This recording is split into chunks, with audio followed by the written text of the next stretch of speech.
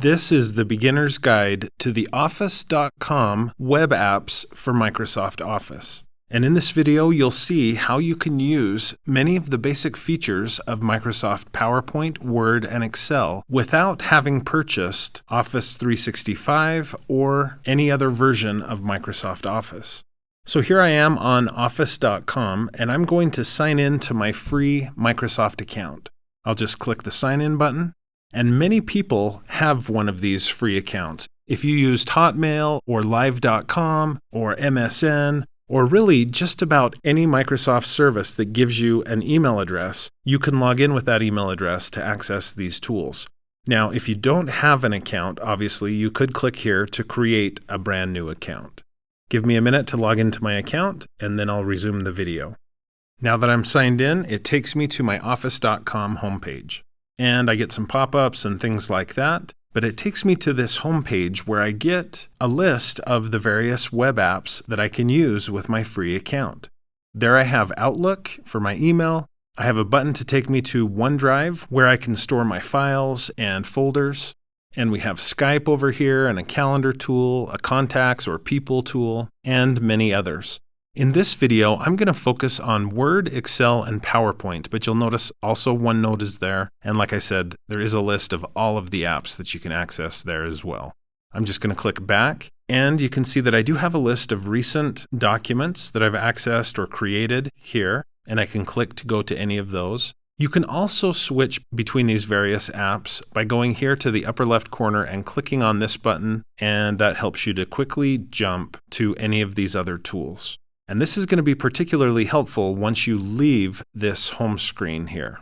Now, throughout your experience using Office.com, you're going to see promptings like this one to buy Office 365. You'll see reminders that if you do that, you'll get additional features, and that's certainly true. If you do buy it, you'll be able to install it on your computer, so it's not just a web app. And there are other advanced features as well that you'll get if you buy Office 365. But let's just look at the completely free version. And I'll start with Word. I'll click there on Word, and it gives me a list of a few templates that I can choose from if I'm making a resume or a paper in the APA style or some of these other options. I could click to open up that template, fill in my own information in the spaces provided, and then I could print it or save it or share it. So that's a great feature to be able to customize a pre-made template.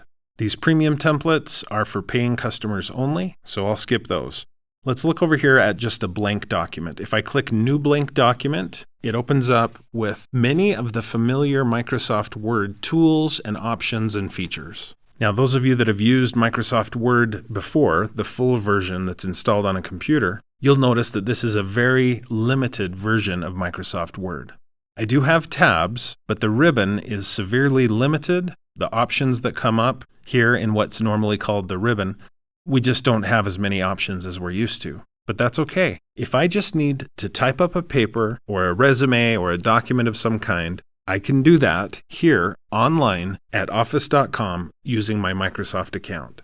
So I can just type out my message, and I can use the font options that I'm used to for the most part. I can highlight text, change the color of the text. I can change the font sizes. I can even go into the layout and adjust the margins. Now, some of these things are a little harder to do in Microsoft Online. If I were using the regular version of Word installed on my computer, it would have been much easier to change the margins. But still, at least it can be done here in Office.com. I can also highlight text and insert hyperlinks. Click Insert. So now this will link to my Patreon page. I can also insert pictures that are on this device or that are in my OneDrive account or that are on Bing.com. So I can search directly from within Office.com, and I'm pulling images from Bing into my document. When I'm done creating my document, I can go here to File, and I can save it to my OneDrive account. I can do that just by clicking Save As. It opens up this window where I can choose where in my OneDrive file system to save this document. I'll just save it in Documents, click Save. It wants me to name this document. There's my title for it. I click Save, and it updates my document with the new title here at the top. save to OneDrive in the folder that I told it to save in. Now I can also click File to print this document right from the web using the web app. Just click Print. It opens up the print dialog box, and I can choose a printer on which to print it, or I can just save it as a PDF to be printed later. Now, one of the great advantages to using Office.com to create a document is that the document exists natively in the cloud. I created this online. It's saved in the cloud. It's an online document, and it makes it pretty convenient and easy to share. So I can click here in the upper right and click that Share button. I can just put in someone's email address and add another person, and then I could click Send, and they would be invited to see this document, but also notice that they'll be able to edit. If I don't want them to be able to edit, I should click there and uncheck Allow Editing. This is a cool feature. You can set an expiration date. You can also password protect it. Another way to share is to just click Copy Link, and it gives you a dedicated link that takes people directly to this document. Again, take note of what their permissions are. Anyone with a link can edit. I may not want that. I may want to change it to simply view only and not allow editing. I'm going to cancel out and click away from those share settings to move on. So that's a quick glimpse into the Microsoft Word web app on Office.com. Now, right here from within Word, I can click this symbol here at the left, the app switcher symbol, and I can switch to Microsoft Excel, but the web app version of Microsoft Excel. Similar to Microsoft Word, I have a few templates that I can choose from, and I can also go to select a new blank workbook. Once again, this looks somewhat like Microsoft Excel. In this case, it looks probably more like Excel than the web-based version of Word looked like Microsoft Word. We have a pretty significant ribbon here across the top, and we have a few tabs that we can use. So similar to the full version of Microsoft Excel, I can click on a cell to type words, I can tab over, I can tap Enter to move down, and I can also create some formulas. So for example, with some numbers on the screen, I can type equals, sum, left parenthesis, and then select or type the cell references to select what I want to add up, and then tap Enter, and the formula does the work.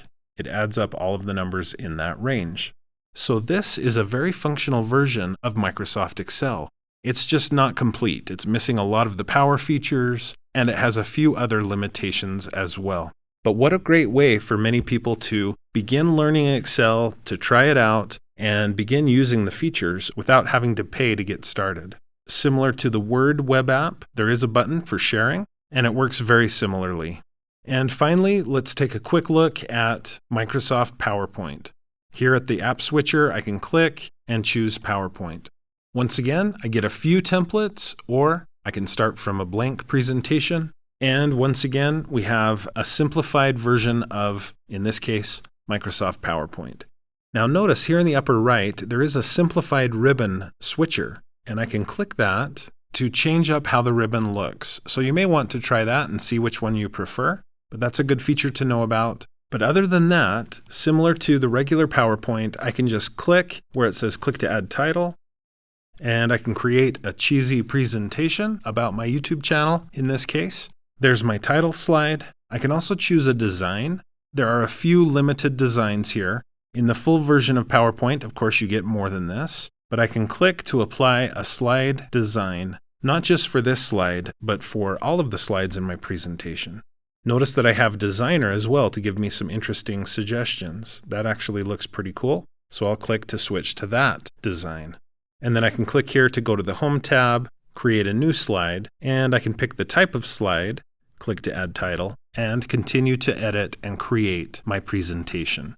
When it comes time to show this presentation, I can go in here to Slideshow and click from the beginning, and I can present using my online PowerPoint presentation using the PowerPoint web app. There's slide 1, there's slide 2, and I just advanced by pressing spacebar or the arrow key, or you can use a presenter remote.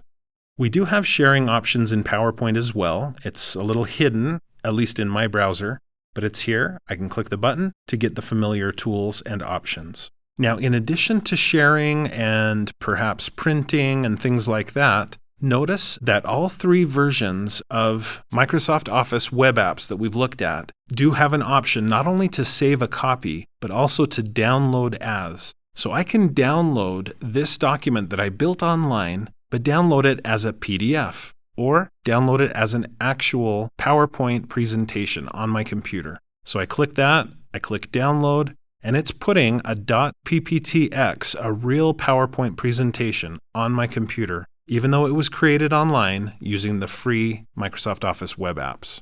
Now that it's downloaded, I can click on it to open it up. And here is that actual presentation downloaded but being used in my full version of Microsoft PowerPoint that's on this computer. In my opinion, that's one of the best things about the Microsoft Office web apps is that while they are not the complete full version of Microsoft Office, they do allow you to produce real, complete PowerPoint presentations, Excel spreadsheets, and Word documents. To finish up, I'm going to click here on the app switcher and go to office.com. And you can see that those documents that I created are listed here in my recent documents. They also exist in my OneDrive that I can access also from the app switcher and just click here on OneDrive. If you're not familiar with OneDrive, you should definitely watch my OneDrive tutorials to learn how that works and how you can organize your files and utilize OneDrive to its fullest potential. Thanks for watching. I hope that you found this tutorial to be helpful. If you did and would like to learn more about each of these web apps, I would be willing to do a tutorial for each of them. One for the Word web app, one for Excel, and one for PowerPoint. And if those prove popular, I could make tutorials on these other web-based tools that Microsoft provides as well. So let me know in the comments below if you'd like to see more tutorials on this topic. If you did find the tutorial to be helpful, please like, follow, and subscribe. And when you subscribe, click the bell so that you'll be notified whenever I post another video. If you'd like to support my channel, become a supporter through my Patreon account, and you'll see a link to that in the description below.